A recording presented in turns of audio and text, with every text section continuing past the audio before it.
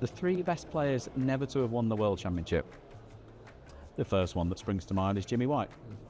Was in 6 finals, was so close to the winning line so many times. Should have won in 84, should have won in 92, and I think should have won in 94 as well. Was in the balls, black off the spot. Of course, everyone's seen it. I'm sure Jimmy is sick of talking about it. He was in 6 finals, he didn't win any of them. And for that reason, I would have him at number 1. Jimmy White, yeah. I mean, obviously, bless him, 6 times. I mean, a few of them was against Hendry.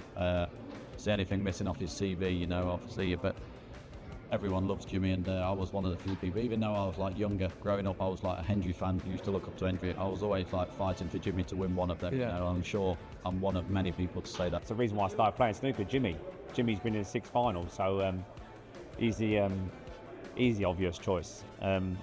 As I say, he's the reason why I started playing. So Jimmy was definitely one of the best players never to win the world. Yeah, I mean, there's a few names there.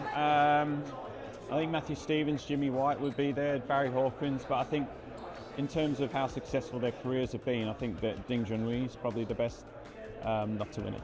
Okay.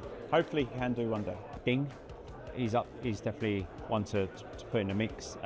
It's just an unbelievable player, Again, he's close to Ronnie break building wise, with his cue ball control and stuff like that. So, he's still got time on his side. He can still go and win this. But at the moment, if you'd asked me 10, 15 years ago, would he have won it by now? I'd have said yes. I think Matthew Stevens has got to be in the mix for, the best player in terms of talent and ability and other events that he won. Matthew, we're talking about, was the best player of his generation as a junior.